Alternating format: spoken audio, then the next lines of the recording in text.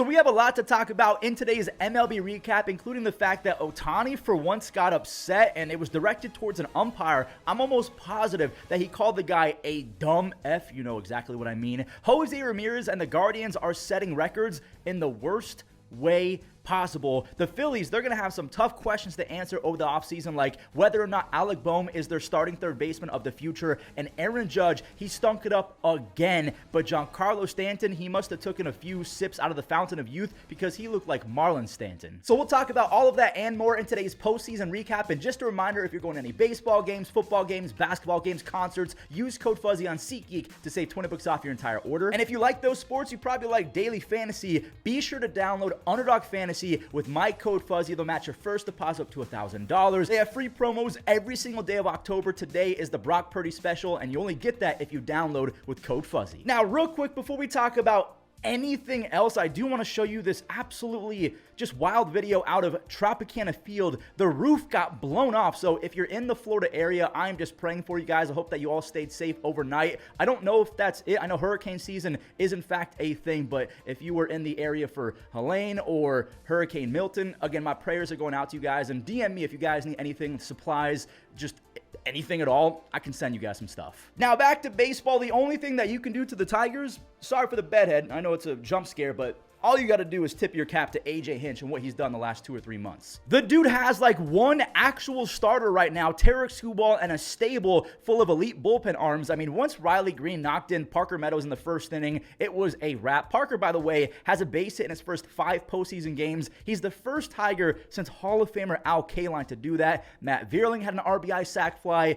Colt Keith, he got on for Spencer Torkelson. There was a wild pitch that put Keith in scoring position, and Spencer took care of the rest. That is a Torque RBI double. He was 0 for 9 coming into that at bat. The Tigers are about to get even scarier if Torkelson somehow figured it out overnight. Comerica was packed, by the way. I think 45,000 people were there for a day game. David Fry, he gave Cleveland their only chance at scoring runs, but Matt Vierling, he turned off gravity for a second and he leapt up to snag it out the air. That continued the scoreless streak to 18 innings, make it 19 after the strikeout of Lane Thomas. Cleveland, they deployed Austin Hedges to try and extend the game. I mean, this meme is coming to real life. Hedges is the baby. Tyler Holton is the hydrogen bomb. That is 20 consecutive innings in a row that the Guardians have not scored. That is a postseason record. The Tigers are 1 win away from the ALCS. In game number 4, it's going to be Tanner Bybee versus probably a slew of Tigers arms. I'm just praying it's not Reese Olson. But the Tigers, we'll talk about them with the Dodgers at the end of the video. They could literally be changing the way that teams approach starting pitching. Again, we'll talk about that later. One note I do want to make before we move on to the Phillies game.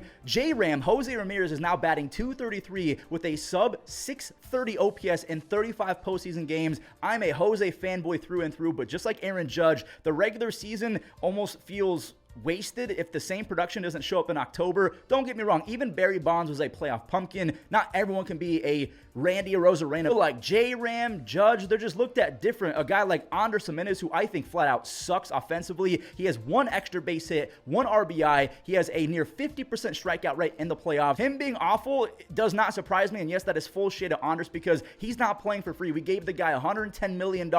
I know I'm crashing out over Andres Gimenez, but I mean, let's just go back to the Tigers. The point is, they're getting timely production from guys who aren't worried about the long ball or living up to regular season numbers or even a big-time contract. They're just playing baseball. Man, Alec Boehm, this guy is lost.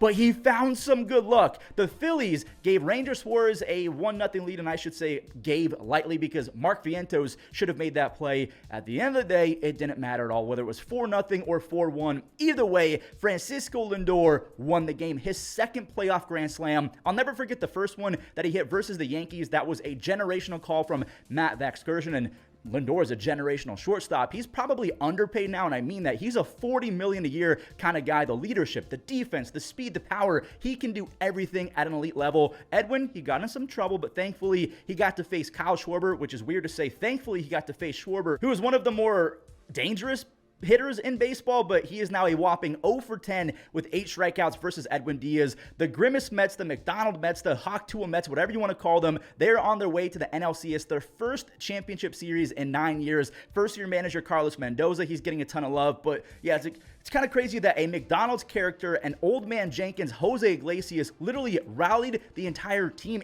and city. They not only became an elite baseball team, they became fun to watch. Like not too long ago, Max Scherzer, he was traded and quite literally admitted that he was traded because the Mets were punting on 2024. Do you guys remember this? Let's talk about the Phillies real quick because yet again, they underperformed, and going into the future, their biggest free agents are guys like Carlos Estevez, who gave up the Grand Slam. Jeff Hoffman, he imploded before that Grand Slam. Spencer Turnbull was fantastic to begin the season. He signed a one-year prove-it deal, and man, did he prove it as a starter before Taijuan Walker completely ruined the vibes. Do you sign those guys back? Do you ship out Alec Bohm and maybe replace him with an Alex Bregman? Bohm, he just seems like he's a 15 to 20 home run type guy. Phillies fans say that he is way too emotional for October baseball. His body language is awful at times. Some people are calling him a crybaby. Shout out to my boy Shelfie. And again, it borderline seems like he's gonna cry in the dugout, which sounds disrespectful. He's a grown man, but that's what we all see. Maybe it's that cut and dry. Maybe Bohm is not ready for October baseball anytime soon. And if you're a Phillies fan, you can't afford that. Game 2 of the ALDS between the Yankees and the Royals. 40,000 plus people were in attendance to watch some October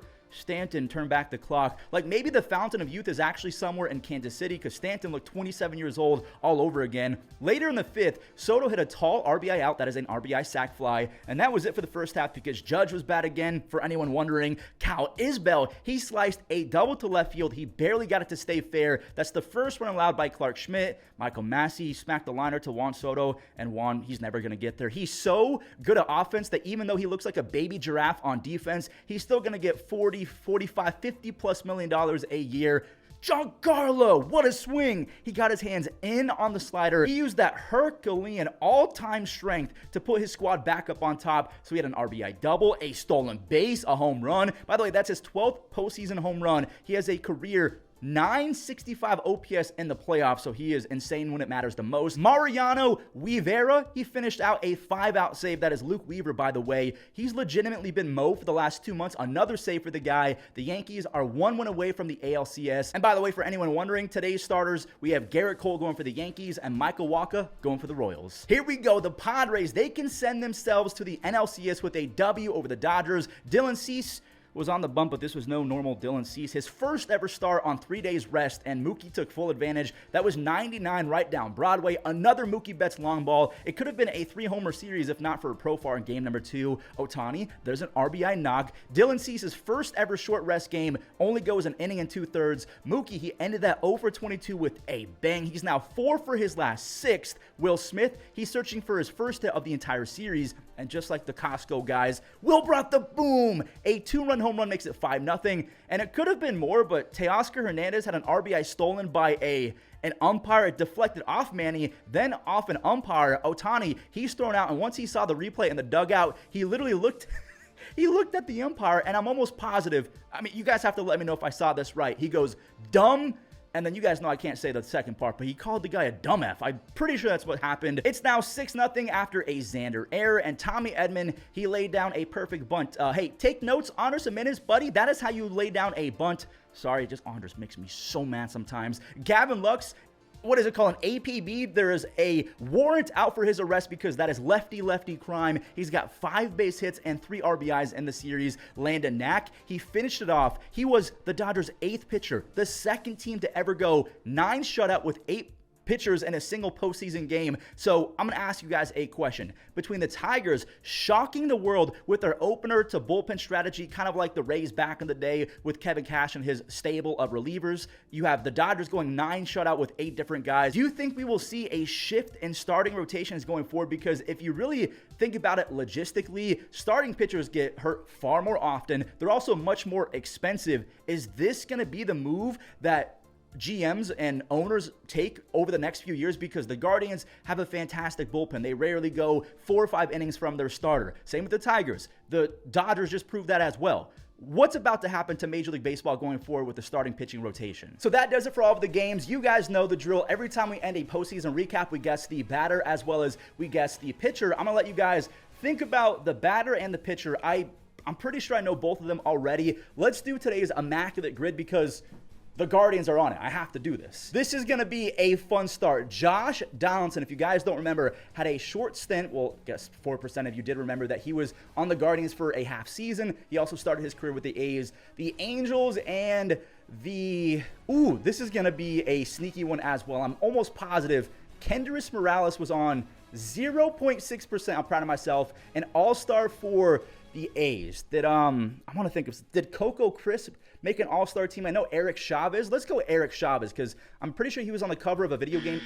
Eric Chavez was never an all-star. That is a crime. I'm going to move on. The Guardians and the Rays, just so you guys can clown me. You guys always bring this up. Yandy Diaz, 5%. The Angels and what was that guy's name? Choi? I'm going to go G-Man Choi, 2%. An all-star for the Rays. Was Pete Fairbanks ever an all-star? I'm trying to do someone that doesn't have a high percentage. A all-star for the Rays. I'm going to go, let's go Carl Crawford. I'm pretty sure that he, wait, where's Carl Crawford? I don't know if a lot of people are going to be 11%. Dang it. A 30-save season for the Guardians. I'm going to go, what was that guy's name back in the day with the beard? Eric, no. What was that guy's name? I'm going to have to go Allen. I'm going to go Cody Allen. What was that guy's name? It's going to come to me later, but Cody Allen. A 30-save season for the Angels. I'm going to go Rizel Iglesias. I could go K-Rod, but I'm trying to stay under 10%. An all-star 30-plus save season.